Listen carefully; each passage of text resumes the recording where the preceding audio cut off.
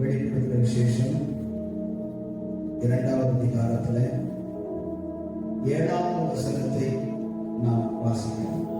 ஆவியானவர் சபைகளுக்கு சொல்லுகிறதை காதுள்ளவன் கேட்க கடவன். ஜெயங்கொள்ளுகிறவன் எவனோ அவனுக்கு தேவனுடைய பரதீசின் மத்தியில் இருக்கிற ஜீவ விருட்சத்தின் கனியை புசிக்க கொடுப்பேன் என்று எழுது. ஹல்லேலூயா, ஹல்லேலூயா. சுத்தமாக சொல்லுங்க. இந்த அதிகாரம் 2ஆம் அதிகாரம் 3ஆம் அதிகாரம் இந்த காரியங்கள் எல்லாம் பார்த்தீங்கன்னா 7 சபைகளுக்கும் ஆவியானவர் சொல்லுகிற காரியங்கள். ஆமென். அந்த நாட்களில் இருந்ததான எபேசு பட்டணத்தை சுற்றிலும் இருந்த மிகவும் முக்கியமான ஒரு 10 சபைகள் உண்டு. எபேசு சபையை மையமாய் வைத்து அப்போஸ்தலனாகிய பவுல் எபேசுவிலே சுவிசேஷத்தை அறிவித்து அது ஒரு பெரிய பட்டணம், அது ஒரு வியாபார பட்டணம், மெயினான பட்டணம். அதை சுற்றிலும் அநேக பட்டணங்கள் கிராமங்கள் செய்து இருக்கிறது. அதுல இருந்து ஊழியம் செய்த எபேசு பட்டணத்துல பல வருஷங்களுக்கு யார் இருந்தார்? பவுல் இருந்தார். ஆமென். 3 வருட காலம் அங்கே இருந்து அப்படின்னு சொல்லப்பட்டிருக்கிறது. அங்கே இருந்து மற்ற பக்கத்தில் உள்ள இடங்களுக்கெல்லாம் போனது தான் இந்த 7 சபைகளும். அல்லேலூயா. இந்த சபைகளை குறித்து ஆவியானவர் அவனுடைய காலத்துக்கு பிற்பாடு, அதாவது அந்த சந்ததி போய் மறு சந்ததி வந்துவிட்டது. முதல் சந்ததி இது இந்த அதிகாரம் இந்த புஸ்தகம் எழுதப்படும் பொழுது கிபி 90 முதல் நூற்றாண்டின் கடைசி 10 வருஷங்கள். அப்பனா முதல் சந்ததி 40 வருஷத்துல என்ன செஞ்சிடும்? முடிஞ்சிடும். 40 வருஷத்துல இப்ப 2வது ஜெனரேஷன் வந்துருச்சு. இப்ப அந்த சபையில இருந்த பழைய விசுவாசிகள், முதல் தலைமுறை விசுவாசிகள்லாம் என்ன செஞ்சிட்டாங்க? போயிட்டாங்க. அவங்களுடைய பிள்ளைகளுடைய பிள்ளைகள் தான் வந்து இருக்கிறாங்க. அப்படிப்பட்ட நிலைமையில ஆவியானவர் இந்த 7 சபைகளுக்கும் அங்கே இருக்கிறதான கடைசி அப்போஸ்தலன், மரணத்தை அடையாத இருந்த ஒரே ஒரு அப்போஸ்தலன் யாரு? யோவான். அவன் தான் அவனை பல தடவை கொல்ல பார்த்தாங்க. பல தடவை அவனை என்ன செய்தாங்க? கொலை செய்ய முயற்சி செய்தும் அவனை கொலை செய்ய முடியல. அவனை ஒரு சமயம் பெரிய பாத்திரத்துல அவனை உட்கார வச்சு சுத்துக்க சுண்ணாம்பு கல்ல போட்டு தண்ணியை ஊத்தி என்ன ஆகும்? வெந்து போகும். அப்படி சொன்னா அது வரவட்டுக்கு கொதிச்சுக்கிட்டே இருக்க அவர் மேல வந்து உட்கார்ந்தாரு. கடைசியில புரியுதா உங்களுக்கு? கொதிச்சு எல்லாம் முடிஞ்சது, இவர் மேல உட்கார்ந்துருக்காரு. அது மேல அதுக்கப்புறம் எண்ணெய் கொப்பரைய கொதிக்க வச்சு அதுக்குள்ள இவரை தூக்கி போட்டு பொறிச்சிருவோம்டா அப்படின்னு இருக்காங்க. 65 நினைச்சாங்க போல. அதுக்குள்ள உட்கார்ந்தனா அவர் குளிச்சுக்கிட்டு இருக்காரு எண்ணெயில உட்கார்ந்து, கொதிக்கிற எண்ணெயில. அல்லேலூயா சொல்லுங்க. இவனை சாகடிக்கவே முடியாதுடான்னு டென்ஷன் ஆகி இவனை நாடு கடத்துவோம்டா, ஆளே இல்லாத பத்மு அப்படிங்கிற தீவுக்கு போய் இவரை கொண்டு போய் போட்டுட்டு வந்துட்டாங்க. அல்லேலூயா சொல்லுங்க. யோவானை அவ்வளவு சாதாரணமா என்ன செய்ய முடியல? கொல்ல முடியல. அவர் ஒருத்தர் தான் இயற்கையான மரணம் அடைந்தவர். 12 சீசர்களையும் அந்த ஒருத்தர் தான் இயற்கை மரணம். மற்ற எல்லாருக்குமே சிறைச்சேதம், கழுத்து வெட்டுறது. நம்ம இந்தியாவுக்கு வந்த தோமாவை ஈட்டியை வைத்து அவர் ஜெபம் பண்ணி கொண்டிருக்கும் போது முதுகோடு சேர்ந்து ஒரே குத்தி என்ன செஞ்சாங்க? கொன்னாங்க. இன்னும் சிலரை தோலை உரித்தார்கள். இன்னும் சிலரை பல காரியங்கள் 12 அப்போஸ்தலர்கள் எப்படி மரித்தார்கள் அப்படிங்கிற நீங்க பாத்தீங்கன்னா, சொந்தமா ஜீவன் போய் சமாதானமா செத்த ஒரே மனுஷன் யாரு? யோவான் மட்டும்தான்.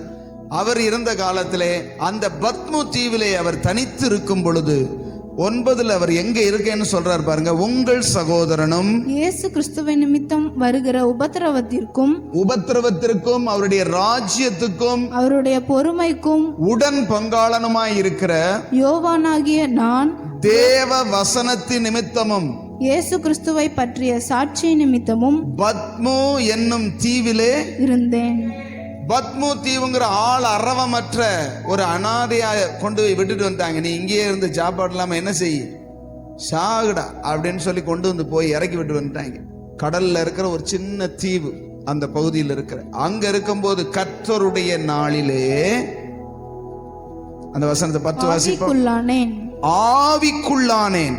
அப்பொழுது எனக்கு பின்னாலே எக்கால சத்தம் போன்ற பெரிதான ஒரு சத்தத்தை கேட்டேன். அது, நான் அல்பாவும் ஒமேகாவும் முந்தினவரும் பிந்தினவுமாயிருக்கிறேன்.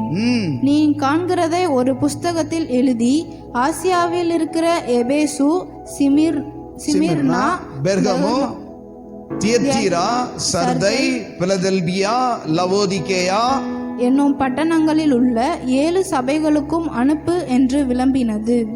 7 பட்டணங்களில் உள்ள 7 சபை. ஆமென். சத்தமா சொல்லுங்க.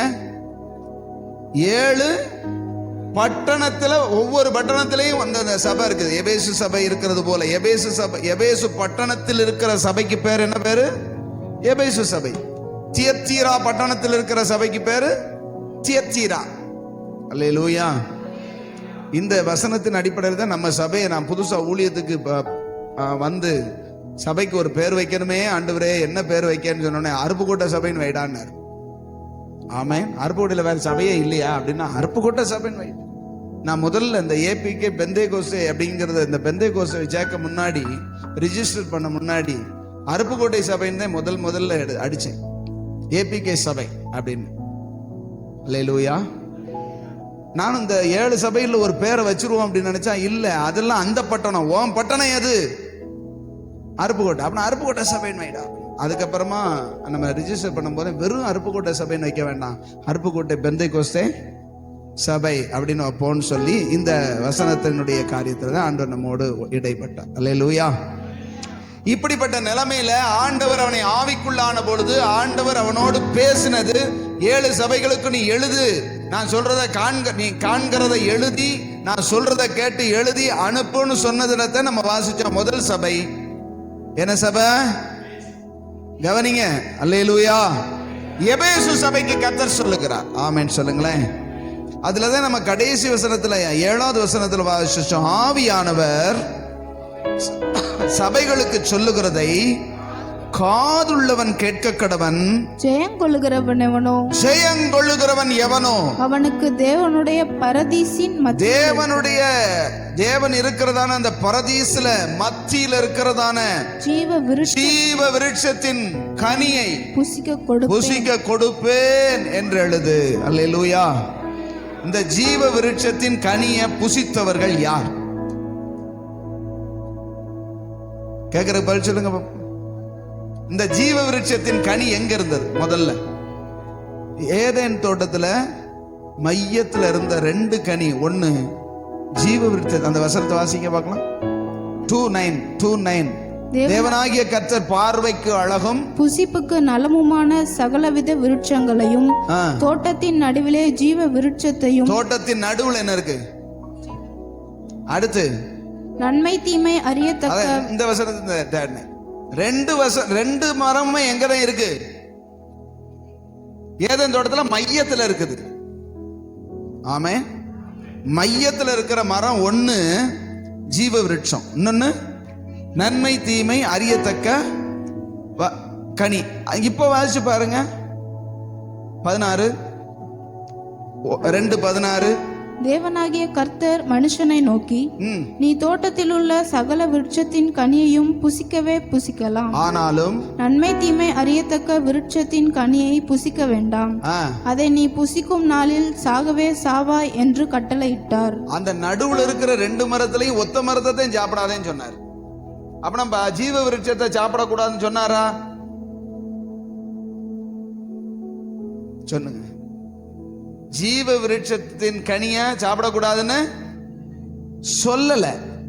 ஆனா அங்க ஸ்திரீட்ட கேட்கும் போது அந்த பிசாசு தந்திரமா கேட்கிறான், நீங்கள் தோட்டத்தில் உள்ள 3:1 நீங்கள் தோட்டத்தில் உள்ள சகல விருட்சங்களின் கனியையும் புசிக்க வேண்டாம் என்று தேவன் சொன்னதுண்டோ என்றது. ஸ்திரீ சர்ப்பத்தை பார்த்து, நாங்கள் தோட்டத்தில் உள்ள விருட்சங்களின் கனிகளை புசிக்கலாம், ஆனாலும் தோட்டத்தின் நடுவில் இருக்கிற விருட்சத்தின் கனியை குறித்து தேவன் நீங்கள் சாகாதபடிக்கு அதை புசிக்கவும் அதை தொடவும் வேண்டாம் என்று சொன்னார் என்றால். அங்க சொல்ற பாருங்க, தோட்டத்தின் நடுவில் இருக்கிற விருட்சம். இந்த நடுவுல இருக்கிறது ரெண்டு தான். இந்த ரெண்டையுமே இந்த கழுதைக்கு என்ன செய்யல, தொடாமலே இருந்தாங்க. ஆனா அத பிசாசு நேக்கா வந்து என்ன செஞ்சிட்டான் அப்படின்னா, எதை சாப்பிடக்கூடாதுன்னு சொன்னாரோ அதை மட்டும் சாப்பிட வச்சுட்டான். சாப்பிட்டா ஜீவ விருட்சத்தின் கனியை சாப்பிட்டா என்ன நடக்கும் சொல்லுங்க? சாவு வராது. ஆனா நன்மை தீமை அறியத்தக்க கனியை புசிச்சா என்ன வரும்? சாவு வரும். ரெண்டு கனியுமே எங்க இருக்குது? ரெண்டு கனியுமே மையத்துல தான் இருக்குது, அடுத்தடுத்து தான் இருக்குது. மையம்னா சென்ட்ரல் இருக்குது. இந்த கனியை பறிச்சு புசிச்சா சாகவே மாட்டோம். ஜீவ விருட்சம் அங்க ஆண்டவரே சொல்றாரு பாருங்களேன், 22 அப்படித்தான் சொல்றாரு. பின்பு தேவனாகிய கர்த்தர் அவன் தன் கையை நீட்டி ஜீவ விருட்சத்தின் கனியையும் பறித்து புசித்து என்றென்றைக்கும் உயிரோடிராதபடி. அப்படின்னா ஜீவ விருட்சத்தின் கனியை புசிச்சா என்ன நடக்கும்? மரணமே இருக்கா. அப்படிப்பட்ட கனியை வச்சுக்கிட்டு எந்த கனியை புசிக்க சொன்னான்னு பாத்தீங்களா? பிசாசு எப்பயுமே பாத்தீங்கன்னா அவன் புசிக்க சொல்றது பூராமே. ஆனா வசனம் சொல்லுது, அந்த அந்த அவன் சொன்னான்ல, இந்த கனியை நீங்க புசிச்சா அப்படி இருப்பீங்க இப்படி இருப்பீங்கன்னு சொன்னான்ல, அந்த கனி எப்படி இருந்ததா பாக்குறதுக்கு?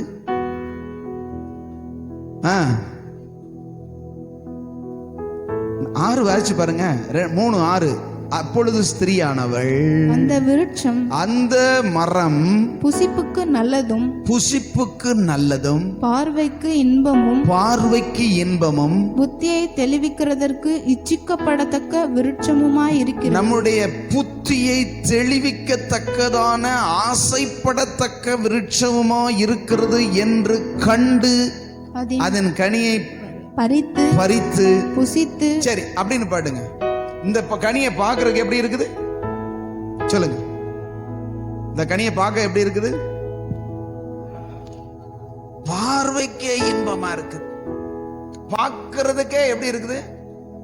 அந்த பணத்தை அவர் தடை செஞ்சிருக்காரு, அது வேற விஷயம். பணம் பார்க்கறதுக்கு எப்படி இருக்குது? புசிப்புக்கு ஏற்றதுமா நல்லது, புசிப்புக்கு ஏற்றதும் பார்வைக்கு இன்பமும், அப்படி புத்திய அப்படி தெளிய பண்ணுகிறதற்கு. சரி, இது என்ன கனி? கொஞ்சம் பதில் சொல்லுங்க. இது என்ன கனி? நன்மை தீமை அறியத்தக்க. அப்ப அது பக்கத்துல இருக்கிற ஒரு கனி, அது என்ன கனி? அந்த கனி எப்படி இருக்கு? அப்படின்னா அந்த கனி எப்படி இருக்குது? அதை பத்தி ஏதாவது சொல்லப்பட்டிருக்கா? நான் என்ன சொல்றேன்னா, எல்லா மரமும் பார்க்கறதுக்கு அழகா இருக்குங்கிற மாதிரி இருந்தா இதை மட்டும் ஏன் வர்ணிக்கணும்? உங்களுக்கு புரியலைன்னு நினைக்கிறேன். நான் என்ன சொல்றேன்னா, எதை தடை செஞ்சாரோ அதுதான் பார்க்கறதுக்கு ரொம்ப அழகா இருந்தது. அதுதான் இச்சிக்கப்படத்தக்கதாக விரும்பத்தக்கதாக இருந்தது. ஆனா தடை செய்யாத ஒரு மரம் இருந்ததுல, மத்த எல்லாத்தையும் நீங்க சாப்பிட்டு தான் வச்சுக்கோங்க. அந்த மையத்துல இருக்கிறத ஜீவ விருட்சத்தின் கனியை தடை செய்யவே இல்லை கர்த்தர். ஆமென். அது மையத்துல தான் இருக்குது. ஆனா அது பார்க்கிறதுக்கு இன்பமா இல்லை, அது பார்க்கிறதுக்கு இச்சிக்கப்படத்தக்கதா இல்லை. அல்லேலூயா. இதுல இருந்து நம்ம ஒரு நான் இதெல்லாம் சிந்திச்சு வரல. நான் எடுத்தது 7வது வசனத்துல பாதிக்கு மேல. இது ஏன் இப்படி போகுதுன்னு எனக்கு தெரியாது. ஆமென் சொல்லுங்களேன். இப்ப ஆண்டவர் நமக்கு எனக்கு ஒரு வெளிப்பாடு கொடுக்கிறாரு. ஆண்டவர் தடை செஞ்சதுதான் நம்மளை கவர்ந்து இழுக்கும். உங்களை கவர்ந்து ஒண்ணு இழுக்குது, என்னால விட முடியல, அது பார்க்கறதுக்கு இன்பமா இருக்கு, அதை அனுபவிக்கிறதுக்கு ரொம்ப சுகமா இருக்குது, அதுதான் என்னைய இழுக்குது அப்படின்னா அது தடை செஞ்சதுன்னு அர்த்தம். அல்லேலூயா. ஆண்டவர் ஒரு காரியத்தை தடை செஞ்சானா அது பார்வைக்கு நல்லா தான் என்ன செய்யும், புரிஞ்சுக்கோங்க. ஆனா தடை செய்யாத ஒரு ஜீவ விருட்சம், அது உனக்கு நன்மையை கொண்டு வர்ற காரியம் பார்க்கறதுக்கு பெருசா கவர்ச்சியாகணும். நீ பைபிளை தூக்கிட்டு வர்றது என்ன பார்க்கற கவர்ச்சியாவா இருக்குது? இல்ல. முழங்கால் போட்டு ஜெபம் பண்றதை பார்த்தா நான் என்ன சொல்றேன், எப்ப பார்த்தாலும் மூசு மூசுன்னு அழுதுகிட்டு இருக்கேடா, ஏன்டா இப்படி?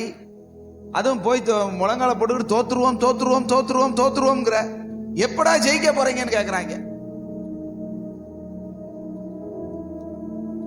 ஒரு ஆள் ஜெபம் பண்றதை பார்த்துட்டு அர்த்தம் சொன்ன, என்னடா இவ்வளவு நேரம் தோத்துருவோம் தோத்துருவோம் சொல்லி ஜெபம் பண்றீங்க அப்படிங்கிறார். ஸ்தோத்திரம் அவருக்கு தோத்துருவோம்னு கேக்குது. அல்லேலூயா. அது பார்வைக்கு ஒண்ணும் கவர்ச்சியா தெரியல, பரிசுத்த வாழ்க்கை பார்க்கறதுக்கு கவர்ச்சியா தெரியல, இருதயத்தின் சுத்தம் பார்வைக்கு கவர்ச்சியா, ஆனா வெளியரங்கமான கவர்ச்சிகள் அப்படி சுண்டி. ஆமென் சொல்லுங்க. ஆண்டவருடைய பிரசங்கங்களை போட்டு கேட்டனா அனல் மூட மாட்டேங்குது. ஆனா ஒரு புது படத்தை போட்டு விட்டா அங்க 3 மணி நேரம் அந்த டிவி விட்டு போகவே முடிய மாட்டேங்குது. அது என்னன்னே தெரியல, அதுதான் இழுக்குது. உள்ளதா? தேவனுக்காக உழைக்கிறதுக்கு, தேவனுக்காக பிரயாசப்படுறதுக்கு மனசு வலிக்குது. ஆனா பணத்துக்காகவோ மற்றதுக்காக 8 மணி நேரம் இன்னும் வேலை செய்யறோமா? ஆமே. ஏன்னா அது ஒரு கவர்ச்சி. என்னன்னா வேலை செஞ்சு முடிச்ச உடனே என்ன கிடைக்குது? டப்பு கிடைக்கும். ஆண்டவருக்காக ஓடுனா, ஆண்டவருடைய சொல்ல கேட்டா நித்திய ஜீவன் கிடைக்கும். இன்னைக்கு பணம் உன் கையில, நாளைக்கு இன்னொருத்தன் கையில. எந்த பணமும் நிரந்தரமா ஒருத்தன் இருக்க போறதே. ஆனா அதுக்காக வேலை செய்யணும், அதுக்காக ஓடணும்னா நமக்கு இஷ்டமா இருக்குது. கர்த்தருக்காக வேலை செய்யணும்னா கஷ்டமா இருக்குது. எதுல கவர்ச்சி இருக்குது? தடை செய்யப்பட்டதுல. அல்லேலூயா. ரைட். என்னுடைய இதுக்கு நேரா நான் போகிறேன். இங்க வாசிக்கிறோம், ஆவியானவர் சபைகளுக்கு சொல்லுகிறதை கேட்க காதுள்ளவன் கேட்க கடவன், ஜெயங்கொள்ளுகிறவன் எவனோ. ஆமென். அப்படின்னா தேவன் ஒரு மனிதன் என்ன செய்ய வேண்டும் என்று விரும்புகிறார்? தேவனிங்க என்ன செய்யணும் விரும்புகிறாரு? ஜெயங்கொள்ளணும். என்ன ஜெயம்? என்னத்துல ஜெயம்? ஒரு மனுஷன் எதுல ஜெயிக்கணும்னு கர்த்தர் விரும்புறார். இங்கே எபேசு சபையை குறித்து நாம வாசிக்கிறோம். அந்த 1, 2, 3 அதுல வாசிக்கும் போது, உன் கிரியையையும், 2வது வசனம், உன் பிரயாசத்தையும் உன் பொறுமையையும், நீ பொல்லாதவர்களை சகிக்க கூடாததையும், அப்போஸ்தலர் இல்லாதவர்கள் தங்களை அப்போஸ்தலர் என்று சொல்லுகிறதையும் நீ சோதித்து அவர்களை பொய்யர் என்று கண்டறிந்ததை நீ சகித்துக் கொண்டிருக்கிறதையும், பொறுமையாயிருக்கிறதையும், என் நாமத்தின் நிமித்தம் இளைப்படையாமல் பிரயாசப்பட்டதையும் அறிந்திருக்கிறேன். உன் நிலைமையெல்லாம் தெரியும். உன்னுடைய ஆதி பிதாக்கள் முதல் சந்ததியினர் அவ்வளவு உற்சாகமா அவ்வளவு இதா போய்கிட்டு இருந்தாங்க. நீயும் கூட அப்படித்தான் வந்துகிட்டே இருந்த. ஆனாலும் நீ ஆதியில் கொண்டிருந்த அன்பை, ஆதி சொல்லுங்க. ஆதினா எது? முதல்ல கொண்டிருந்த அன்பு இப்ப என்ன செஞ்சிட்ட? விட்டாய் என்று. உன் பேரில் எனக்கு குறை உண்டு. உன் பேர்ல எனக்கு குறை. இப்ப நீ ஆதியில இருந்தது எப்படி, இப்ப இருக்கிறது எப்படின்னு நீ பார்த்து, ஆண்டவர் சொல்ற, நீ இன்ன நிலைமையிலிருந்து விழுந்தாய் என்பதை நினைத்து மனம் திரும்பி ஆதியில் செய்த கிரியைகளை செய்வாயாக.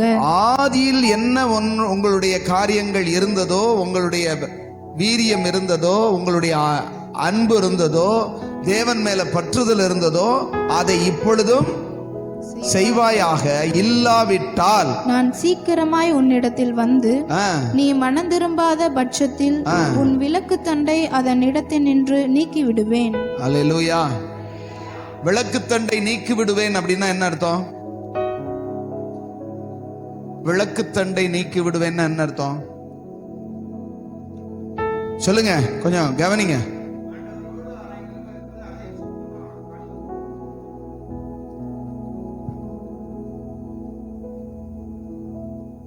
கவனிக்கிறீங்களா? விளக்கு தண்டுனா என்ன? விளக்கு தண்டுனா என்ன? பழைய காலத்துல ஒரு சிமிழி பார்த்துருப்பீங்க, சிமிழி லைட்டு, வீட்டில் மண்ணெண்ணெய் விளக்கு, கல் தூண்லையோ இல்லை மாடாக்குழிலையோ வச்சிருப்பாங்க. அதுல மையத்துல ஒரு அந்த திரி போறதுக்கான ஓட்டை இருக்கும். ஒரு விளண்டி, ஒரு சின்னதா விளண்டி என்ன செய்யும் இருக்கும், கீழே இருந்து மேல வரைக்கும் இருக்கும். அதுதான் விளக்கு தண்டு, விளக்கை தாங்கி பிடிக்கிற தண்டு. அந்த விளக்கு தண்டு இல்லாம ஒரு விளக்கை எப்படி போடுவீங்க? நீ எரிவதற்கு ஆதாரமாய் இருக்கிற காரியங்கள் உன்னை விட்டு அகற்றப்படும் அர்த்தம். ஆமென். சரி, அது இருந்துட்டு போதும். விளக்கு தண்டை எடுத்துட்டு வந்து இப்ப ஆண்டவர் ஜெயங்கொள்ளுகிறவன் கீழே சொல்றாருல, எதுல ஜெயங்கொள்ளணும்? இதுக்கு தான் நான் வர்றேன். கவனிங்க, கொஞ்சம் பதில் சொல்லுங்க. நான் கேட்கறதுக்கு பதில் சொல்லணும். கொஞ்சம் கவனிங்க, கொஞ்ச நேரம் கவனிங்க, நான் முடிச்சிருவேன் சீக்கிரம். ஜெயங்கொள்ளுகிறவன் அப்படின்னு சொல்லப்படுது. எதுல ஜெயங்கொள்ளணும்னு ஆண்டவர் சொல்றாரு? என்னை ஜெயங்கொள்ளுகிற, நான் விழுந்து போய் ஆதியிலே கொண்டிருந்த அன்பிலிருந்து விழுந்து போய் என்னை மேற்கொண்ட அந்த அன்பு குறைவு, விசுவாச குறைவை நான் என்ன செய்யணும்? ஜெயங்கொள்ளணும். அதுல இருந்து நீ எந்திங்கிறாரு. அல்லேலூயா, சத்தமா சொல்லுங்க அல்லேலூயா. இப்ப ஆண்டவர் அந்த 4வது வசனத்துல சொல்றாரு, ஆனாலும் நீ ஆதியில் கொண்டிருந்த அன்பை விட்டாய். நீ விட்டாய், நீ விட்டுட்ட, அத மறுபடியும் பிடிங்கிறாரு. பிடிச்சா ஜெயிச்ச, பிடிக்காட்டி தோத்த. பக்கத்துல பார்த்து சொல்லுங்க, கொஞ்சம் தூங்குறவங்களை எழுப்புங்க, கையை பிடிங்க, பக்கத்துல இருக்கிறவங்களை பிடிங்க, பிடிச்சு சொல்லுங்க, பிடிச்சு சொல்லுங்க, பிடிங்க. பிடிச்சா விட்ட, என்ன சொல்லப்பட்டிருக்குது? விட்டாய், அதை மறுபடியும் பிடித்து கொண்டால் ஜெயித்தாய். சொல்லுங்க, பிடித்து கொண்டால். சத்தமா சொல்ல, பிடித்துக்கிட்டா ஜெயிச்சிருவ, விட்டுட்டா தோத்துருவ. சொல்ல மாட்டீங்களா? நீங்க 2 சொன்னீங்களா? சொல்லலையா? அவர்கிட்ட சொன்னீங்களா? ரைட்டு, இவர்கிட்டையும் சொல்லிருங்க. ஆமென், அல்லேலூயா. 3 பேர் இருந்தானா அங்கிட்டும் சொல்லுங்க, அங்கிட்டும் சொல்லுங்க. எதை பிடிச்சுக்கிடணும்?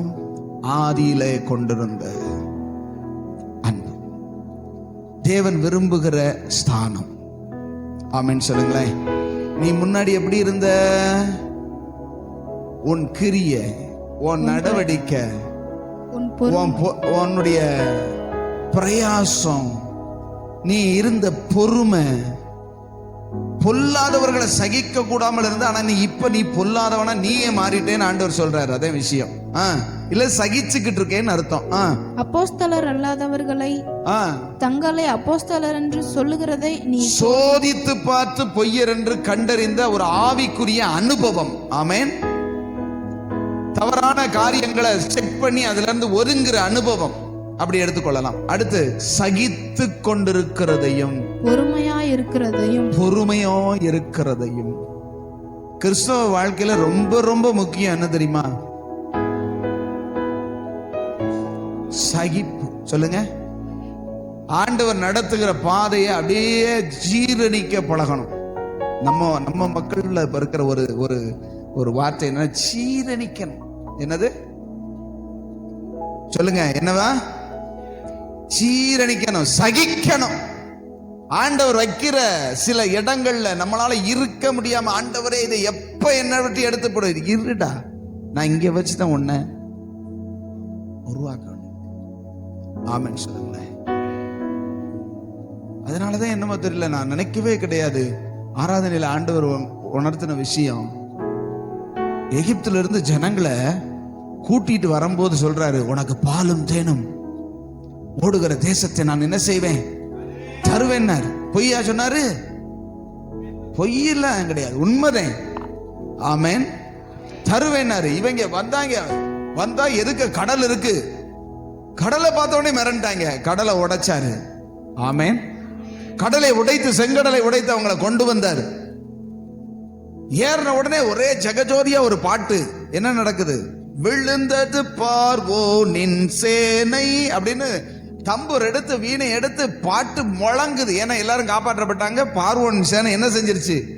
அதே கடல்ல முங்கி அழிஞ்சு போச்சு. இனி பார்வோனுக்கும் நமக்கும் எகிப்துக்கும் நமக்கும் சம்பந்தமே கிடையாது. அங்கிட்டு எகிப்து, இங்கிட்டு செங்கடலுக்கு, இங்கிட்டு வனாந்திரம். இது வேற வழி.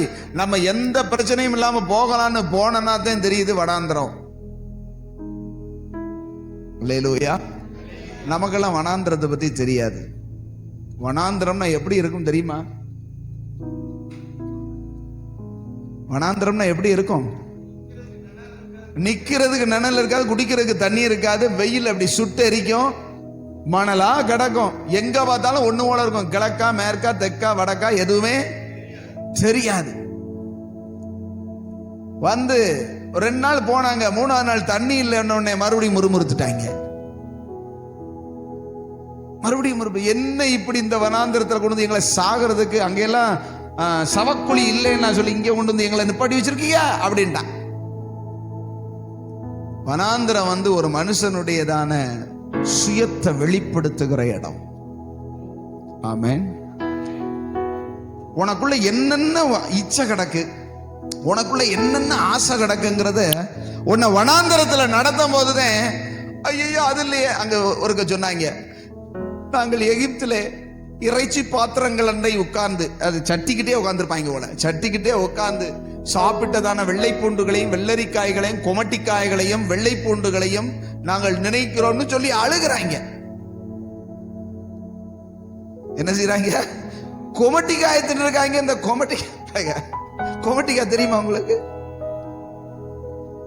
அத சாப்பிட்டதை நினைச்சு உட்கார்ந்து அழுகிறான். சட்டி விட்டு உட்கார்ந்து இறைச்சி பாத்திரங்கள் அண்டையில உட்கார்ந்து இறைச்சியும் தும்பாங்களாம், கீரையும் தும்பாங்களாம், வெள்ளைப்புடு வெங்காயம் அப்படியெல்லாம் வகை வகையா சாப்பிட்டாங்களாம். இப்ப வனாந்திரத்துல தேவன் கொடுக்கிற இந்த மன்னா இவங்களுக்கு அரோசிகமா என்ன செய்யுது தெரியுது. அது என்ன எப்படி டேஸ்ட் இருக்குமா? தேனிட்ட பணியாரம் போல இருக்கிற ஒரு இது இவங்களுக்கு பிடிக்கல. இறைச்சி கேட்கிறாங்க. உள்ள கிடக்கிற இச்சை, ஆசை. கர்த்தர் கொடுக்கிற மன்னா வசனம், காலைதோறும் அவர் புதிய கிருபை கொடுக்கிறார். என்னத்தை புதிய கிருபை கொடுத்துட்டாரு?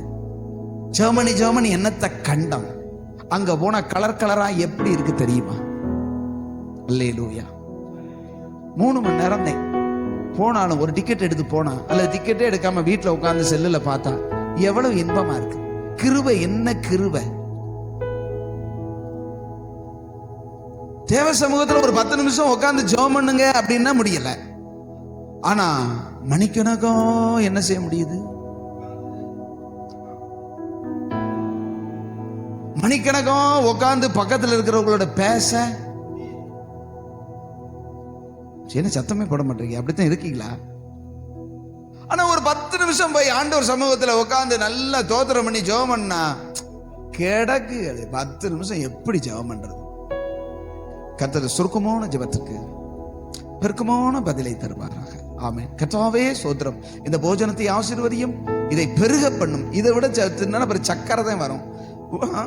என்ன 3 நேரம் இந்த ஜெபம் பத்தாது. அதுல ஜெபம் பண்றத சொல்லல. ஒரு அட்லீஸ்ட் ஒரு 3 தடவை 10 நிமிஷம் ஜெபம் பண்ண 1/2 மணி நேரம் ஜெபம் பண்ணிடலாம். ஆமென். நான் போன வாரமே கேட்டேன், எத்தனை பேரு 10 நிமிஷம் ஆகிலும் டெய்லி ஜெபம் பண்றீங்கன்னு கேட்டேன். அல்லேலூயா.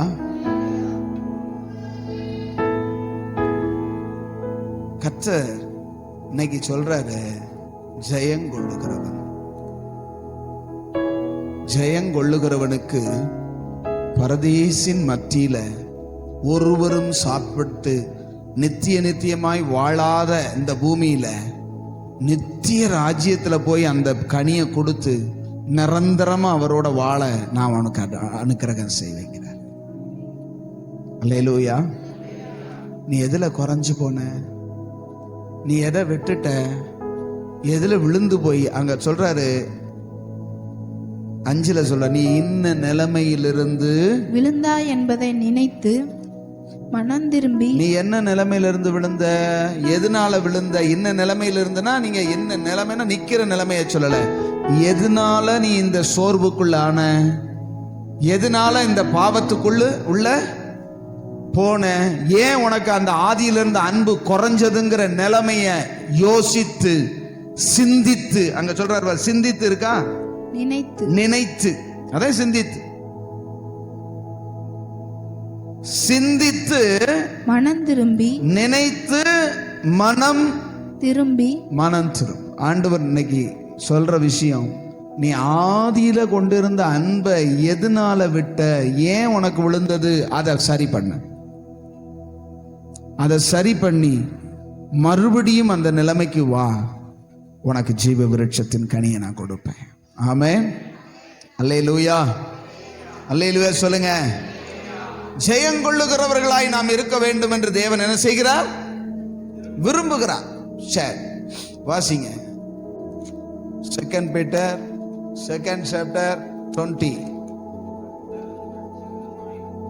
கர்த்தரும் இரட்சகருமாயிருக்கிற இயேசு கிறிஸ்துவை அறிகிற அறிவினாலே உலகத்தின் அசுத்தங்களுக்கு தப்பினவர்கள் மறுபடியும் அவைகளில் சிக்கிக்கொண்டு ஜெயிக்கப்பட்டால் அவர்களுடைய பின் நிலைமை முன்னிலைமையிலும் கேடுள்ளதா இருக்கும். அல்லேலூயா, அல்லேலூயா சொல்லுங்க.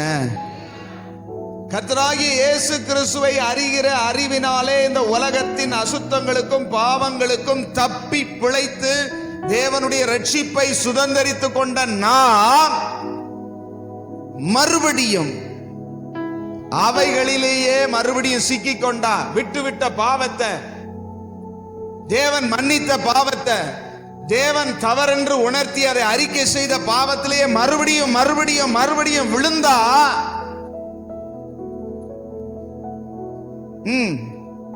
அவைகளில் சிக்கிக்கொண்டு ஜெயிக்கப்பட்டால், சிக்கும் போது போய் விழும்போது லேசா முதல்ல வந்து எப்படின்னு கேட்டீங்க, இந்த ஸ்மோக் பண்றவங்களை கவனிச்சு பாருங்க, அல்லது இந்த தண்ணி அடிக்கிறவங்களை கேட்டு பாருங்களேன். சும்மா இந்த விருந்து வீடுகளுக்கு போகும்போது அல்லது இந்த மாதிரி ஏதாவது ஃபங்க்ஷன் போகும்போது கொஞ்சம் கொடுப்பாங்கய்யா, சும்மா ஒரு 3 ounce. அதை அப்பம்போதும் குடிச்சு பழகினேன். ஆனா அது போக போக என்ன செஞ்சிருச்சுன்னா அது என்னைய குடிச்சிருச்சு. இப்ப அது இல்லாம எடுத்தடுப்புல எவனாவது மொடா குடிய நான் வருவான்னு நினைக்கிறீங்களா? குடிக்கும் போது மூக்க பிடிச்சிட்டு தான் குடிக்கிறாங்க. முதல்ல நான் சொல்றது, முதல்ல குடிக்கிறவனை பார்த்துருக்கிறேன். அவன் அந்த ஊறுகாய் எடுத்து நல்லா அள்ளி நக்கிட்டு அந்த டேஸ்ட கெடுக்கிறதுக்கு, என்னன்னா அவ்வளவு நாறுது, அவ்வளவு மோசமான ஒரு வீச்சு அடிக்குது. அதை மூக்க பொத்திக்கிட்டு தான் குடிக்கணுமா? அப்படின்னா என்ன அர்த்தம்னா, இந்த நம்ம எங்க போகும்போது மூக்க பொத்திக்கிடுவோம், புறக்கோட்டைக்கு போகும்போதே எந்த நாத்தம் ஆறுது அப்படின்னு சொல்லி மூக்க பொத்திக்கிடுவோம். அப்படின்னா நீ குடிக்கிறதே உன்னாலேயே சகிக்க முடியாத அளவுக்கு இருக்குன்னா அது எப்படிப்பட்ட நாத்தமா இருக்கும் பாருங்க. அத முதல்ல அப்படித்தான் குடிக்கிறாங்க. ஆனா போக போக அப்படியே ராவா தலைவர் என்ன செய்யறாரு, ராவா அப்பம்போது பார்த்தா 3 மடங்கு தண்ணி ஊத்தி மூக்க பிடிச்சு குடிச்சவன் இப்ப எப்படி குடிக்கிறான்? முதல்ல சிகரெட் குடிக்க போற பழகினவனை பார்த்திருக்கீங்களா? முதல்ல இழுக்கும் போது அவனுக்கு மூக்குக்குள்ளே நச்சு நச்சு நச்சுன்னு என்ன செஞ்சிடும், தும்மல் வந்து ஐயோ 2 இழு போட்டா கீழே போட்டு மிதிச்சிருவான். ஏன்னா நமக்கு லேசா அந்த அடுப்புல இருந்து வர்ற புகையே நமக்கு என்ன செய்யல. நான் சொல்றது ரியலா இல்லையா? நீங்க பெண்கள் பழைய காலத்துல அந்த விறகு அடுப்பை வச்சு எரிக்கும் போது வீடு முழுவதும் புகை வந்துருச்சு, வீட்டுக்குள்ள இருக்க முடியுதா? கண்ணு காந்தது, மூக்கெல்லாம் எரியுது, நச்சு நச்சுன்னு தும்மல் வந்துருது. அதே இத கப்பு கப்பு கப்புன்னு இழுத்து உள்ள விட்டு அப்படி மூக்கோலிய விட்டா எரியாம இருக்கும் நினைக்கிறீங்களா? முதல்ல அப்படித்தான் இருக்கு. ஆனா போக போக என்ன செஞ்சிருது, உணர்வற்று போய் மூக்குப்பிடி விடுறவங்களை பார்த்துருக்கீங்களா? நான் ஒரு மூக்குப்பிடி என்னதே இருக்குன்னு தொட்டு இப்படி மூக்குல வச்சு அப்படி உறிஞ்சிட்டேன் பார்த்துக்கங்க. ஐயோ தடுமம் பிடிச்சது மாதிரி நச்சு நச்சு நச்சு நச்சுன்னு இப்படி சும்மா அந்த பட்டை, பழைய காலத்துல நான் சின்ன பிள்ளையில பட்டையில இருப்பேன், இப்படி தொட்டு இப்படி வச்சுட்டேன். ஒரு ஆளு இப்படி குமிச்சு வச்சு இப்படி நல்லா குமிச்சு இப்படி வச்சு அப்படி நேரா உள்ள விட்டு அப்படின்னு எடுத்துட்டு ஒரு சொட்டு இல்லாம அப்படி சுண்டி விடுவார் பாருங்க. அவருக்கு ஒரு தும்மல் கூட வராது. பக்கத்துல இப்படி உதர்னதை சுவாசிச்ச எனக்கு நச்சு நச்சு நச்சு தும்மல் வந்துடும்.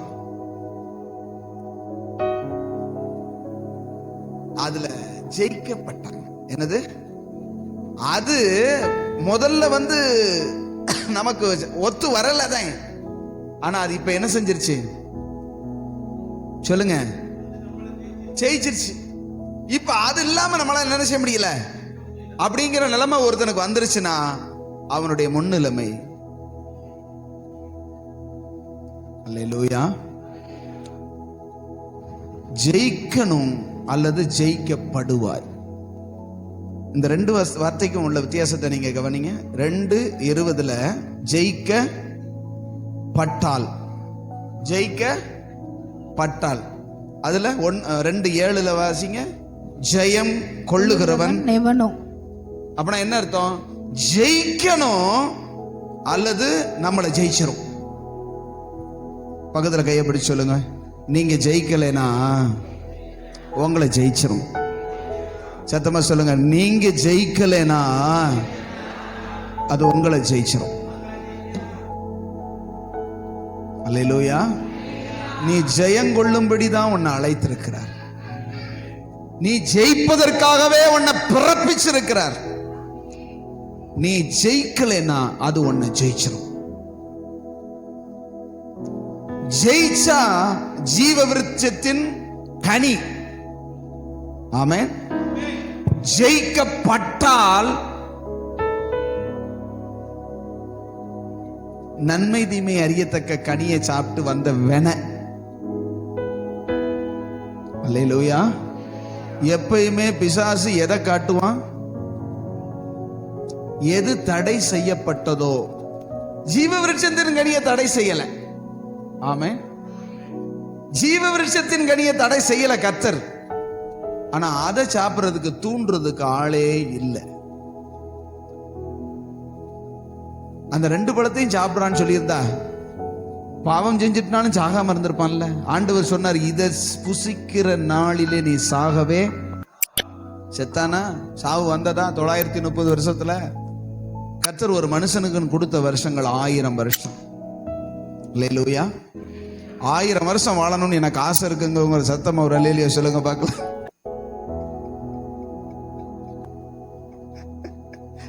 1000 வருஷம் உங்க வீட்டுக்காரர் வாழ மாட்டாரு, நீங்க எப்படி தனியா உட்கார்ந்துருப்பீங்களா? 1000 வருஷம் வாழணும்னு ஆசைப்படுறாங்க. அவருக்கு ஆசை இல்லையே. ஒருத்தர் எங்களுக்கு சொந்தக்காரது, ரொம்ப எங்கள் சொந்தக்காரது. அவர் ஒரு வைத்தியர், நாட்டு வைத்தியர். அவர் ஒரு மருந்து கண்டுபிடிக்கிறார். என்ன மருந்து தெரியுமா? ஒரு மருந்து கண்டுபிடிக்கிறார். அந்த மருந்தை ஊசியில முனை இருக்குல்ல, ஊசி, ஒரு ஊசி எடுத்து அந்த முனையை அப்படி தொட்டு நாக்கில் வைக்கணும். அப்படியே கொஞ்சம் கொஞ்சமா கூட்டி ஒரு சொட்டு அளவுக்கு கொண்டு வந்துடணும். அது வேலை செய்ய ஆரம்பிக்கும் பொழுது, அது உடம்புல வேலை செய்ய ஆரம்பிக்கும் பொழுது பயங்கரமான ஹீட்டு உண்டாகும். அது பாதரசத்தினுடைய ஒரு பாதரசம் குடிச்சவனே செத்துருவாங்க. அந்த பாதரசத்தையே அவர் என்ன செஞ்சார் அப்படின்னா, பஸ்பமாக்கி பொடியாக்கி ஒரு இது செஞ்சார். அவர் ஒரு முனிவர் மாதிரி. அதை ஊசி முனைய அளவுக்கு தான் வாயில வைக்கணும். ரொம்ப வச்சனா போச்சு.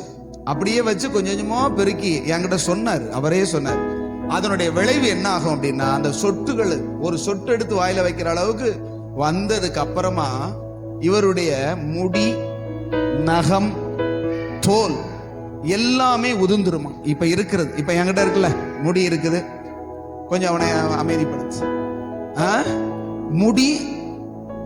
முடினா முடி மட்டும் தலைக்கு இல்ல, உடம்புல இருக்கிற அத்தனை முடியும், இருக்கிற முடியெல்லாம் உதிர்ந்துரும், நகமெல்லாம் உதிர்ந்துரும், தோலும் வேற தோல் வந்துடும்.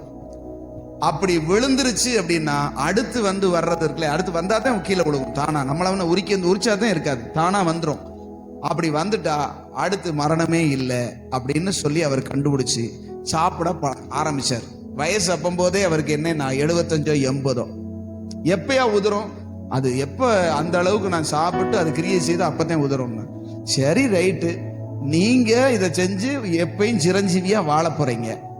அப்படின்னா உங்களுக்கு ஒத்தையில எப்படி இருப்பீங்க? கஞ்சி காய்ச்சி குத்து இல்லை, அப்புறம் அவங்களுக்கும் கொடுங்க, வீட்டுக்காரங்களுக்கும் கொடுங்க. என்ன நான் உள்ளதா இல்லையா? ஒரு மனுஷன் சிங்கிளா எவ்வளவு நாளுங்க இருக்க முடியும்? அதுவும் வயதான காலத்துல. இப்பவே உமக்கு என்ன வயசு? 75 90 வயசுல அந்த மாதிரி ஒரு நடக்குனா 90 வயசு கிழமை அப்படியே தான் இருப்பாங்களா? அவங்களுக்கு வயசே ஆகாதான். இன்னொன்று சொல்றாரு, எந்த நிலைமையில அப்படி ஒரு மாற்றம் வருதோ அதே நிலைமையில அவங்க சாகாம இருப்பாங்கன்னா, நீ குடுகுடுத்த கிழவனா இப்படி இருந்து நீ இப்ப சாகாம இருந்து என்ன செய்ய? என்னைய மாதிரி ஓரளவுக்கு நல்ல தடதாட்டியமா இருந்தா கூட ஓடி போயிடு என்னத்தையே சம்பாதிக்கத்தான் அல்லது சாப்பிடலாம் அப்படின்னு நான் கேட்டேன். ஆனா அவர் சொல்லல. கடைசியில நான் சாகா வரம் பெற போறேன்னு சொல்லி செத்து போனார். 2006 வருஷம் முடிகிற 31ஆம் தேதி ஆல் அவுட். கர்த்தர் சொன்னார்னா சொன்னது. ஆமென் சொல்லுங்களேன். நீ இதை புசிக்கும் நாளிலே சாகவே சாவா. இதுவரைக்கும் ஆதாம் துவங்கி இந்த நாள் வரைக்கும் சாகாமல் இருந்தவன் ஒருவனும் மெத்துசுலா மட்டும்தான் 969 வருஷம். அதுக்கு அவனுக்கு இன்னொரு 31 வருஷம் இருக்கு. 1000 வருஷத்தை தொடுவதற்கு அவதை கூட கர்த்தர் அனுமதிக்கல. இதுவரைக்கும் மரணிக்காத ஒருத்தருமே கிடையாது. மரிக்காம பரலோகத்துக்கு போன ஒரு ஆள்னா ஏனோக்கும் எலியாவும் தான். ஆனா அவர்கள் 2 பேரையும் மறுபடியும் அனுப்பி சாக வச்சு, எலியாவை கர்த்தர் மறுபடியும் பூமிக்கு அனுப்பி சாக வச்சுதான் பரலோகத்துக்குள்ள கொண்டு போனார். தெரியுமா உங்களுக்கு? யோவான் ஸ்நானகன் எலியாவின் ஆவி உடையவன். ஒருத்தனும் மரணத்தை காணாம பரலோகத்துக்குள்ளேயே நரகத்துக்குள்ளே போகவே முடியாது. இப்ப அந்த ஏனோக்கு மரணத்தை காணாமல் எடுத்துக்கொள்ளப்பட்டான்னு இருக்குது. காணாமல் எடுத்துக்கொள்ள கர்த்தர் எடுத்துக்கொண்டான், மேல எடுத்துக்கொள்ளல. அவன் காணாமல் போயிட்டான். ஆமென் சொல்லுங்களேன். எங்கேயோ ஒரு இடத்துல இப்ப மோசே மரித்தானா இல்லையா? மரித்தான், கர்த்தர் அவனை அடக்கம் பண்ணினார்னு இருக்குது. காணல யாரும், அவனுடைய கல்லறைய யாரும் காணும். ஆனா மக்களுக்கு என்ன தெரியும்னா மேல போனாரு, ஆள் அவுட், அவ்வளவுதான். அது மாதிரி ஏனோக்கு எடுத்துக்கொள்ளப்பட்டார். ஆனா எலியா சுழல் காற்றிலே பரலோகத்துக்கு கொண்டு போகப்பட்டதுனால மறுபடியும் வாடா அப்படின்னு சொல்லி பிறந்து காட்டிலேயே அவனை வாழ வச்சு. ஆமென் சொல்லுங்களேன். யோவான் சாணன் எங்க வாழ்ந்தான்? வனாந்திரத்துல இருந்தான். காட்டுவாசியா வெட்டுக்கிளியவும் காட்டுத்தேனையும் சாப்பிட்டுக்கிட்டு இருந்தான். ஏன்னா அவங்க அம்மா அப்பா ரொம்ப வயசானவங்க, இவன் சின்ன பிள்ளையிலேயே இறந்து போனாங்க. இவனுக்கு சோறு கொடுக்க ஆள் இல்லாம, அப்பம் கொடுக்க ஆள் இல்லாம காட்டுவாசியா வாழ்ந்து கர்த்தருடைய சித்தத்தை நிறைவேற்றி முடிச்சு செத்தான். அல்லேலூயா, அல்லேலூயா சொல்லுங்க. ஜெயங்கொள்ளணும் சொல்லுங்க, அல்லது ஜெயிக்கப்படுவோம். ஜெயங்கொண்டா நித்திய ஜீவன், ஜெயிக்கப்பட்டால் நித்திய மரணம். ஆமென். இங்கே சொல்றாரு அந்த 2:20 நம்ம சொல்லி முடிக்கலாம். 2:20 என்ன சொல்லப்பட்டிருக்குது? முன்னிலைமை பின்னிலைமை முன்னிலைமையிலும் கேடுள்ளதா இருக்கும். அங்க சொல்றாரு, சிக்கி மறுபடியும் அவைகளில் சிக்கிக் கொண்டு ஜெயிக்கப்பட்டால் அவர்களுடைய பின்னிலைமை முன்னிலைமையிலும் கேடுள்ளதா இருக்கும். சத்தமா சொல்லுங்க. பின்னிலைமை பின்னிலைமை முன்னிலைமையிலும் கேடுள்ளதா இருக்கும். ஆமென். இன்னொரு வசனத்தை வாசிக்கலாமா? யோபு 42 வாசிங்க. 12. கர்த்தர் யோபின் முன்னிலைமையை பார்க்கிலும் அவன் பின்னிலைமையை ஆசீர்வதித்தார். போதும். இங்க முன்னிலைமைன்னு முதல்ல வரும், அங்க பின்னிலைமைன்னு முதல்ல வரும். நீ ஜெயிக்க, யோபு ஜெயிச்சாரு. ஆமென் சொல்லுங்க. அந்த போராட்டத்தை ஜெயிச்சாரு, அந்த வனாந்தரத்தை ஜெயிச்சாரு, அந்த சோதனைய ஜெயிச்சாரு, கர்த்தரால் சாட்சி பெற்றாரு. அவருடைய முன்னிலைமையை விட பின்னிலைமை ஆசீர்வாதம். இங்க பின்னிலைமை முன்னிலைமையிலும் மோசம். அல்லேலூயா. ஜெயிச்சவனுடையதான வாழ்க்கையில முன்னிலைமையை விட பின்னிலைமை ஆசீர்வாதம். ஜெயிக்கப்பட்டவனுடைய வாழ்க்கையில பின்னிலைமை முன்னிலைமை விட டவுன், மோசம். ஆண்டவரை ஏற்றுக்கொள்ளும் போதுனால நல்லா இருந்தனையா, இப்பதான் எனக்கு மனசுல சமாதானமே இல்லை. அப்ப என்னாலும் கவலை இல்லாம நான் கழுதை அடிச்ச கம்பாட்ட என்ன செஞ்சேன், பணங்காட்டு நிறைய மாதிரி தெரிஞ்சேன். இப்ப எதுக்கு எடுத்தாலும் படபடன்னு வருது, இப்ப எதுக்கு எடுத்தாலும் குற்ற உணர்வு வருது. வரத்தே செய்யும். அதே உணர்வு உள்ளவது ஆக்கினார். ஆமென் சொல்லுங்களேன். எதுக்கு எனக்கு எதுக்கு உங்களுக்கு சின்ன தப்பு செஞ்சாலும், சின்ன ஒரு சண்டை போட்டாலும், சின்னதா ஒரு ஒரு ஒரு சிறிய காரியத்தை செஞ்சாலும் மனசு படபடபான்னு அடிக்குது. ஏன் அடிக்குது? ஆவியானவர் தப்ப உணர்த்தி சரி பண்ண வைக்கிறார். அல்லேலூயா. கவனிக்கிறீங்களா? என்ன செஞ்சாலும் எனக்கு மனசுல ஒரு அடிப்பு வரல, ஒரு தவறு செஞ்சா, என்ன தவறு செஞ்சாலும் என்ன பண்ணாலும் எனக்கு எந்த உணர்வுமே இல்லாட்டி சிக்கல் தாங்கிறேன். ஆமென் சொல்லுங்க. ஜெயிக்கப்பட்டோன்னு அர்த்தம். அது என்ன செஞ்சிருச்சு சொல்லுங்க? மேற்கொண்டுருச்சு. ஆண்டவருக்கு விரோதமான காரியம் நான் செய்கிறேன், ஆனா எனக்கு அது மனசுல குத்தவே சொல்லுங்க, மனசுல குத்தவே இல்லை, உணர்வே இல்லை அப்படின்னா அது ஜெயிச்சிருச்சுன்னு அர்த்தம். நான் காலம் கடந்து போகல. கர்த்தர் சொல்றாரு, நீ இன்ன நிலைமையிலிருந்து உனக்கு எது பிரச்சனைங்கிறத நீ தெரிஞ்சு அதுல இருந்து நீ என்ன செய்ய, மனம் திரும்பு. ஆமென். ஒருவேளை ஜெயிச்சிருக்கலாம், உன்னை அடிமைப்படுத்தி இருக்கலாம், உன்னை அது மேற்கொண்டிருக்கலாம். ஆண்டவர் சொல்ற, இன்ன நிலைமையிலிருந்து நீ விழுந்தே. அல்லேலூயா. ஒரு பரிசுத்தவான் சொன்னாரு, விழுகை தவறல்ல, விழுந்து கிடப்பதே தவறு. எல்லாரும் சொல்லுங்க, சொல்லுங்க, பக்கத்துல கையை பிடிச்சு சொல்லுங்க, விழுகை தவறல்ல, விழுந்த இடத்தில் விழுந்தே கிடப்பது தவறு. தப்பு வரத்தையும் செய்யும், தவறு வரத்தையும் செய்யும், பாவம் வரத்தையும் செய்யும். ஏன்னா பாவம் நம்மளை சுற்றி நெருக்கி என்ன செய்யுது, நிக்குது. அவ்வப்போது டச் பண்ணத்தே விழுகுது, நம்மளை தள்ளி விடத்தே. பிசாசு எப்படா இவனை கவுத்தலான்னு ரெடியாத்த, கொஞ்சம் அசந்த டப்புன்னு கீழே விழுந்துருவான். சரி விழுந்துட்டேன் விடு அப்படின்னு அந்த சகதியிலேயே அப்படி ஆனந்தமா உருண்டுக்கிட்டு அப்படியே பண்ணி மாதிரி கிடக்கிறது தான். சொல்லுங்க, நான் விழுந்துட்டேன், நான் விழுந்துட்டேன், நான் விழுந்துட்டேன், நான் விழுந்துட்டேன். சில பேர் நான் விழுந்துட்டேன், இதை எதுக்கு தண்டா கொட்டுற, விழுந்துட்டேன் கிடக்கல, எந்திக்க பாரு. அல்லேலூயா சொல்லுங்க. அந்த வசனத்தை வாசிங்க பார்க்கலாம்.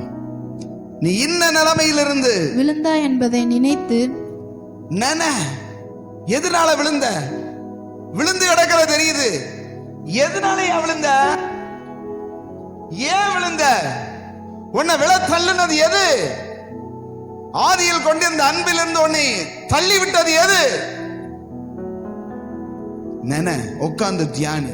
எதனால நான் இப்படி கீழே விழுந்தேன், எது என்ன கெடுத்தது, எது என்ன தேவனுடைய அன்பிலிருந்து பிரிச்சது, ஏன் ஆதியில் கொண்டிருந்த அன்பு எனக்குள்ள மங்குனது, எது என்ன ஜெயிக்கிறதுக்கு நான் அனுமதிச்சேன். அல்லேலூயா. அத நினைச்சு பார்த்துட்டு இதுதான் கண்டுபிடிச்சிட்டு அதுக்கு நான் என்ன செய்யறதுன்னு சொல்லாத, மனம் திரும்பு அப்படின்னா அதுல இருந்து உன் மனச திருப்பு, தவறானதை விட்டு விலகு. நீ எது கீழே விழும்படி உன்னை தள்ளினதோ அதை தூக்கி எரி, அந்த சூழ்நிலையிலிருந்து ஓடி வா.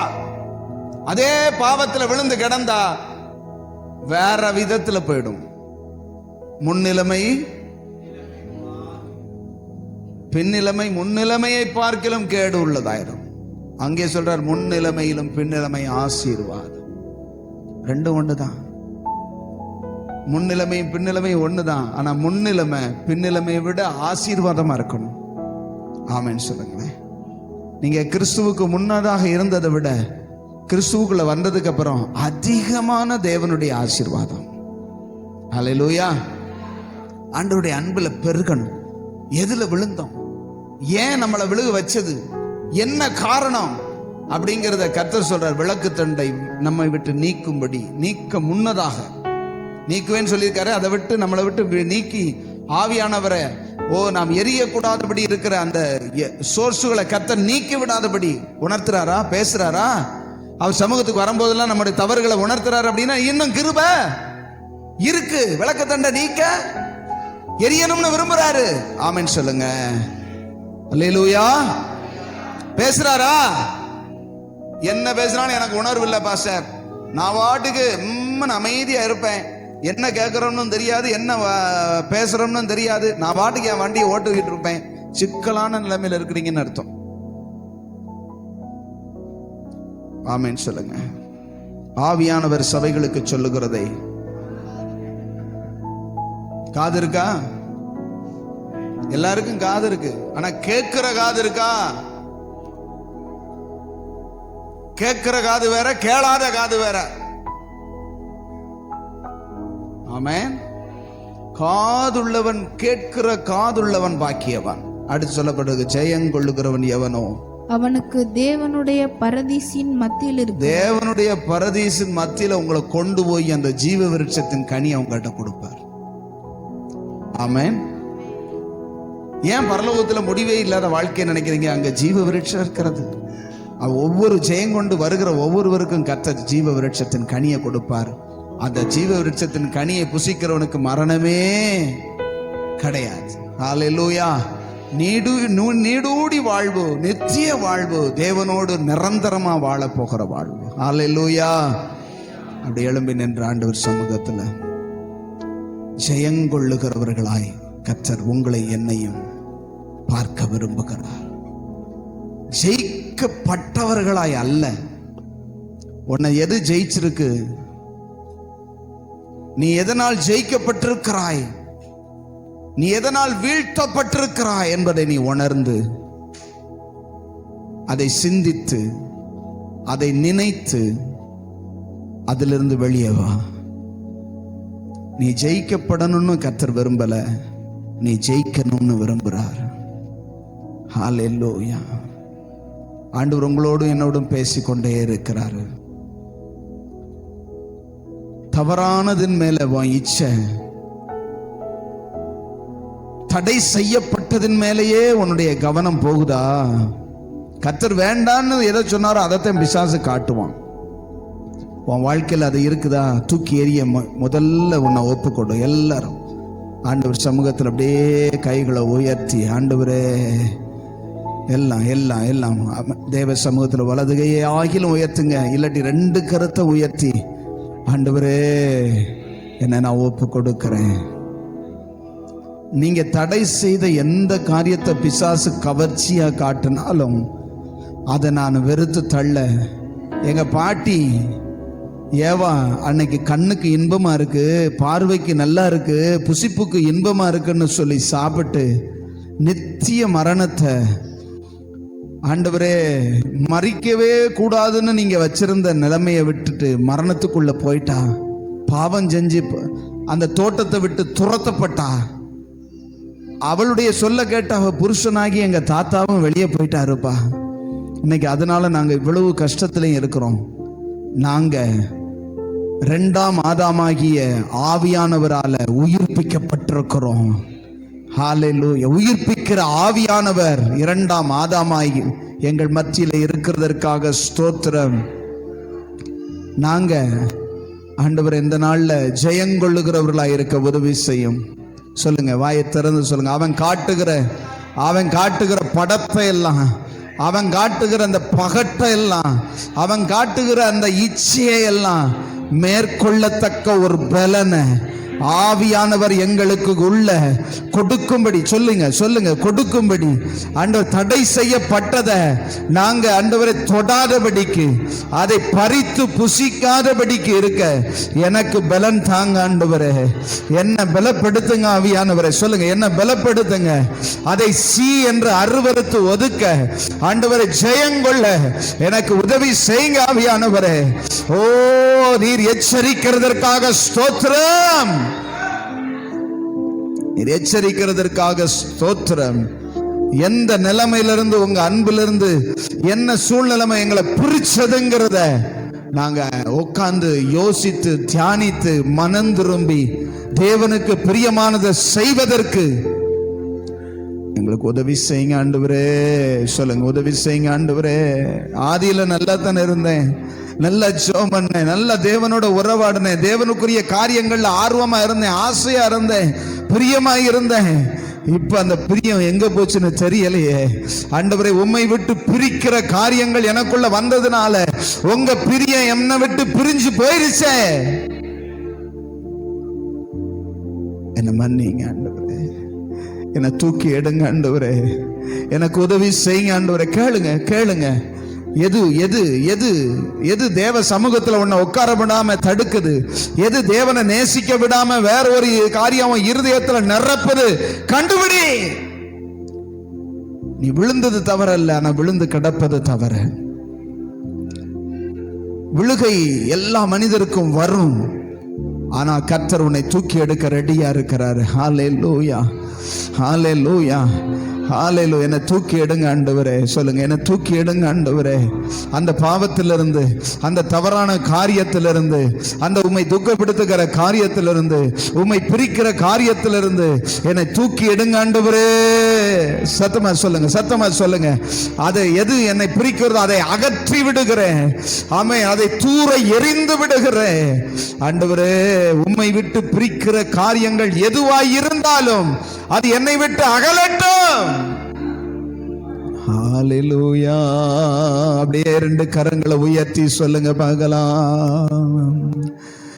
உம்மை விட்டு பிரிக்கின்ற எதுவானாலும் வேண்டவே வேண்டாமையா. உண்மையா அவரை பார்த்து, உம்மை விட்டு பிரிக்கின்ற எதுவானாலும் வேண்டவே வேண்டாமையா.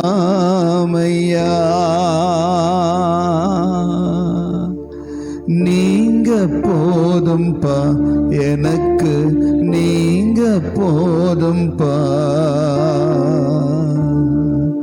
நீங்க போதும்பா எனக்கு, நீங்க போதும்பா.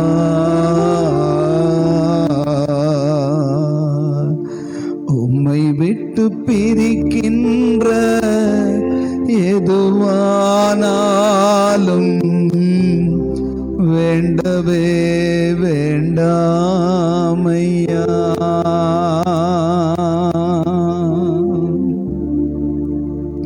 எத்தனை பேர் உண்மையா சொல்றீங்க? எத்தனை பேர் உண்மையா, நான் எதுல இருந்து விழுந்தேன், எதனால அந்த ஆர்வம் எனக்குள்ள குறைஞ்சது, எதனால என்னால ஜெபிக்கவே முடியல, எதனால இப்படிப்பட்ட போராட்டம் எனக்கு வருது, எதனால நான் ஜெயிக்கப்பட்டிருக்கிறேன், எதுல சிக்கி இருக்கிறேன் அப்படிங்கிறது எனக்கு இன்னைக்கு உணர்த்துகிறதற்காக ஸ்தோத்திரம்ப்பா. சொல்லுங்க, உணர்த்துகிறதற்காக ஸ்தோத்திரம். இன்னைக்கு என்னோடு பேசுகிறதற்காக ஸ்தோத்திரம். நான் ஜெயங்கொள்ளணும். வாயை திறந்து சொல்லுங்க பிரதர், சொல்லுங்க பிரதர், சொல்லுங்க. நான் இதுல ஜெயிக்கணும். உமக்கு பிரியமில்லாத இந்த காரியத்துல நான் ஜெயிக்கணும். அதனால எந்த போராட்டம் வந்தாலும், அதனால எந்த விதமான சோர்வு பலவீனம் என்னை அழுத்துகிற காரியங்கள் வந்தாலும் நீங்க எனக்கு பலன் கொடுங்க. அதை மேற்கொள்ளணும். அது என்ன நரகத்துக்குள்ள தள்ள முன்னாடி, ஆண்டவரே, அது என்ன நரகத்துக்குள்ள கொண்டு போய் சேர்க்கும் என்பதாக நான் ஜெயங்கொள்ளணும். நித்திய ஜீவனை நான் சுதந்தரிக்கணும். நான் ஜெயங்கொண்டு பரதேசின் மத்தியில் இருக்கிற அந்த ஜீவ விருட்சத்தின் கனியை நான் சொந்தமா மாற்றணும். என்றென்றைக்கும் உம்மோடு நீடித்த வாழ்க்கையை நான் வாழணும். ஆண்டவரே, எனக்கு உதவி செய்யுங்க. கர்த்தர் அப்படி செய்வார்னு விசுவாசிக்கிறவங்க நல்ல கரங்களை தட்டி கர்த்தரை ஸ்தோத்திரம் பண்ணலாமா? நன்றி அப்பா, நன்றி அப்பா, நன்றி அப்பா, நன்றி அப்பா, நன்றி அப்பா, நன்றி அப்பா. ஹalleluya, ஹalleluya, ஹalleluya, ஹalleluya. கர்த்தர் ஜெயம் கொடுக்க ஆசையோடு இருக்கிறார். உன்னை ஜெயிக்க வைக்க ஆசையோடு இருக்கிறார். உன்னை போராட்டத்திலிருந்து, பிரச்சனையிலிருந்து தூக்கி விடவர் ரெடியா இருக்கிறாரு. கையை கொடுத்தனா தூக்கி விடுவார். ஹalleluya. நீ விரும்பினா உன்னை தூக்கி எடுக்கிறாரு. நீ ஆசையோடு கதர்னேன்னா ஆண்டவர் பக்கத்துல வந்து அந்த பாவத்திலிருந்து உன்னை தூக்கி எடுத்து உன்னை விடுவித்து உன்னை மகிமையா மாற்ற விரும்புறாரு. உனக்குள்ள மகிமையை கொடுக்க விரும்புறாரு. உனக்குள்ள அந்த பரிசுத்த வல்லமையை கொடுக்க விரும்புறாரு. உன்னை பயன்படுத்த விரும்புகிறாரு. உன்னை பரிசுத்தமாக்கி தன்னோடு வைத்துக் கொள்ள விரும்புறாரு.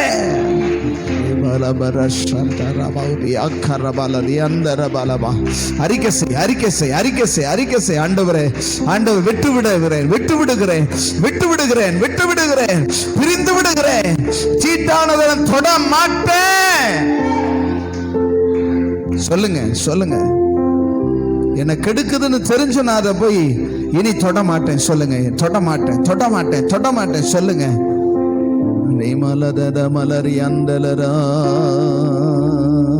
ஜெயம் கொடுக்கிறவர் அவர் இருக்கிறாரு. நீ தனியா போராட வேண்டிய அவசியம் இல்ல. ஜெயம் கொடுக்கிறவர் உன் கூட இருக்கிறாரு. நீ அவரை சார்ந்துக்கோ, அவரை பற்றிக்கோ, கிருபைக்கு கீழே வா. உன்னை ஜெயிக்க பண்ணுவாரு. ஹalleluya. எல்லாம் நல்ல கையை தட்டி ஜெயங்கொடுக்கும் தேவனுக்கு கோடி கோடி ஸ்தோத்திரம், வாழ்வழிக்கும் இயேசு ராஜாவுக்கு வாழ்நாளெல்லாம் ஸ்தோத்திரம். ஜெயங்கொடுக்கும் தேவனுக்கு கோடி கோடி ஸ்தோத்திரம், வாழ்வழிக்கும் இயேசு ராஜாவுக்கு வாழ்நாளெல்லாம் ஸ்தோத்திரம். அல்லேலூயா அல்லேலூயா பாடுவேன், ஆனந்த துனியால் உயர்த்துவேன். அல்லேலூயா அல்லேலூயா பாடுவேன், ஆனந்த துனியால் உயர்த்துவேன். ஜெயங்கொடுக்கும் சத்தமா கோடி கோடி ஸ்தோத்திரம், வாழ்வழிக்கும் இயேசு ராஜாவுக்கு வாழ்நாளெல்லாம் ஸ்தோத்திரம். ஜெயங்கொடுக்கும் கோடி கோடி ஸ்தோத்திரம், வாழ்வழிக்கும் இயேசு ராஜாவுக்கு வாழ்நாளெல்லாம் ஸ்தோத்திரம். அன்பு தகப்பனே, நாங்கள் ஜெயங்கொள்ள வேண்டும் என்று விரும்புகிறவரே, ஜெயிப்பதற்கு எங்களுக்கு உதவி செய்கிறவரே, எங்களுக்குள்ள குறைகளை எல்லாம் உணர்த்தி அதை விட்டுவிட பலன் கொடுக்கிறவரே, உமக்கு ஸ்தோத்திரம். எங்களை ஜெயங்கொள்ள பண்ணி பரதேசின் மத்தியில் இருக்கிற அந்த ஜீவ விருட்சத்தின் கனிக்கு சொந்தக்காரர்களாய் மாற்றுகிறவரே, உமக்கு கோடி நன்றி. தொடர்ந்து நீர் எங்களை நடத்தும். உங்க பாதுகாப்புல, உங்க பராமரிப்புல, உங்க கண்காணிப்புல உங்களோடு இருந்து ஜெயிக்க எங்களுக்கு உதவி செய்யும். அன்பு ரட்சகர் இயேசுவின் நாமத்தில் ஜெபித்து ஜெயம் எடுக்கிறோம் நல்ல பிதாவே. என் ஆத்துமாவே கர்த்தரை ஸ்தோத்திரி, என் முழுவலுமே பரிசுத்த நாமத்தை ஸ்தோத்திரி. என் ஆத்துமாவே கர்த்தரை ஸ்தோத்திரி, கர்த்தர் செய்த சகல உபகாரங்களை மறவாதே. ஆமென் ஆமென் ஆமென். அல்லேலூயா அல்லேலூயா. God bless you. Praise the Lord. Praise the Lord.